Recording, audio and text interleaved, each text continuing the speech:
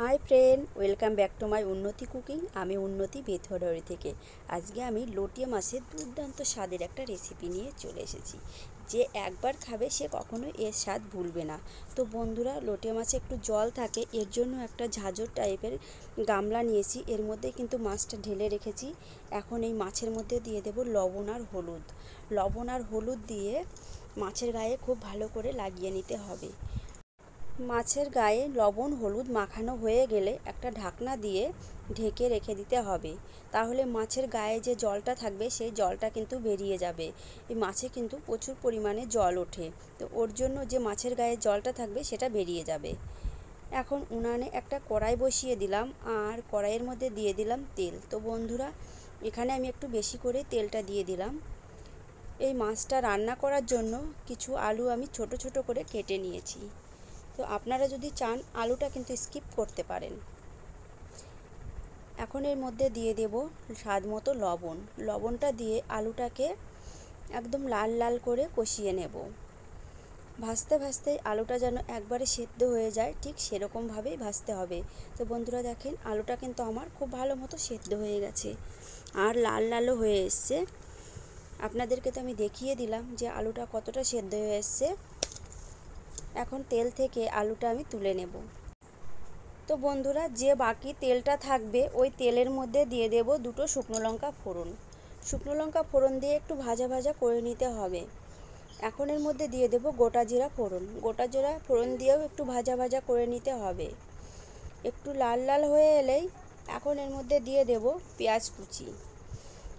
এই রান্নাটা কিন্তু একদম মাংসের মতো হবে। এর জন্য মাংসতে যে মশলাগুলো আমরা ব্যবহার করি সেই মশলাগুলো দিয়েই কিন্তু রেসিপিটা তৈরি করব। এখানে কিন্তু পেঁয়াজ আর রসুনটা একটু বেশি পরিমাণে লাগে। দিয়ে দিলাম কিছু কাঁচা লঙ্কা চিড়ে।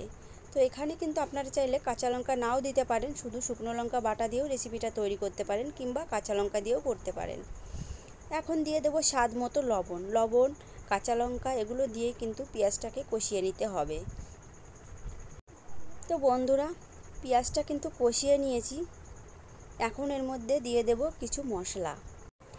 এখন অ্যাড করব কিছু মশলা। এখানে আমি রসুন আর আদা একসঙ্গে বেটে নিয়েছি। তো আপনারা চাইলে কিন্তু আলাদা করেও বেটে নিতে পারেন। তো আমি রসুন আর আদাটা একসঙ্গেই বেটে নিয়েছি বাটনাতে। এখন এর মধ্যে দিয়ে দেব 3টে থেকে 4টে শুকনো লঙ্কা বাটা।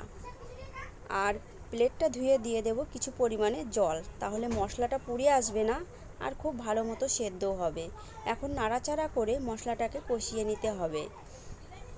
মশলাটা যখন কষাবেন মনে রাখবেন উনানের আঁচটা কিন্তু লো টু মিডিয়ামে করেই মশলাটাকে কষাতে হবে। এখন এর মধ্যে দিয়ে দিলাম জিরার গুঁড়া, দিয়ে দিলাম হলুদ গুঁড়ো। জিরার গুঁড়ো আর হলুদ গুঁড়ো দিয়ে আবারও মশলার সঙ্গে খুব ভালো করে মিশিয়ে নিতে হবে। আর যতক্ষণ না মশলা থেকে তেল ছেড়ে দেয় ততক্ষণই কিন্তু মশলাটাকে কষিয়ে নিতে হবে। আর মশলা কষানোর সময় উনানের আঁচটা একদম বাড়ানো যাবে না। আবারও বলছি, এখানে দিয়ে দেব কিছু গোটা রসুন। তো বন্ধুরা, এই রসুনগুলো কিন্তু খেতে ভীষণ ভালো লাগে আর শরীরের পক্ষেও কিন্তু উপকার। যেহেতু লোটে মাছ রান্না করতে বেশি টাইম লাগে না, ওর জন্য কিন্তু মশলাটা কষানোর সময়ই রসুনটা দিতে হবে, তা নাহলে কিন্তু সেদ্ধ হবে না রসুনটা। তো দেখতেই পাচ্ছেন মশলা থেকে কিন্তু আমার তেল ছেড়ে দিয়েছে আর মশলাটা খুব সুন্দর কষানো হয়েছে, খুব সুন্দর ফ্লেভার আসছে। যেমন দেখতে তেমন কিন্তু খুব সুন্দর মিষ্টি গন্ধ বেরিয়েছে মশলা দিয়ে। এখন এর মধ্যে দিয়ে দেব ভেজে রাখা আলু। ভেজে রাখা আলু দিয়ে মশলার সঙ্গে আবার মিশিয়ে নিতে হবে। আলুটা কিন্তু আমি আগের থেকেই খুব ভালো করে ভেজে নিয়েছি, ওর জন্য বেশিক্ষণ কষানোর দরকার নেই। 1 মিনিট মতো মশলার সঙ্গে কষিয়ে নিলেই হবে। তো বন্ধুরা, 1 মিনিট হয়ে এসছে, মশলার সঙ্গে কষিয়ে নিয়েছি। এখন এর মধ্যে দিয়ে দেব একটু মিট মশলা আর একটু গরম মশলা। মাছ দেওয়ার পরে মশলা দিলে কিন্তু মাছটা ভেঙে যাওয়ার ভয় থাকে, আর এই মাছগুলো কিন্তু খুবই নরম হয়। এর জন্য কিন্তু আমি মশলাগুলো আগেই দিয়ে দিলাম। এখন এর মধ্যে দিয়ে দেব সামান্য পরিমাণে জল। আপনারা চাইলে জলটা স্কিপ করতে পারেন, কিন্তু আমি মাছে একটু হালকা ঝোল রাখবো, এর জন্য একটু জল দিয়ে দিলাম। আর ঝোলটা ফুটে উঠেছে, এখন এর মধ্যে ছেড়ে দেব মাছগুলো। এখন মশলার সঙ্গে মাছগুলো খুব ভালো করে মিশিয়ে নিতে হবে। তো বন্ধুরা, লোটে মাছ তো অনেকে অনেক রকমভাবে তৈরি করেছে। আমার চ্যানেলে লোটে মাছের আরও অনেক রকমের রেসিপি আছে, আপনারা চাইলে আমার চ্যানেল থেকে ঘুরে আসতে পারেন। তো আজকে কিন্তু রেসিপিটা একটু অন্য রকম করলাম।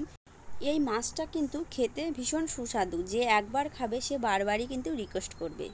তো বন্ধুরা, মাছটা দেওয়ার পরে ঝোলটা একটু ফুটে উঠেছে, এখন একটা ঢাকনা দিয়ে ঢেকে দেব আর 2 মিনিট মতো ফুটিয়ে নেব।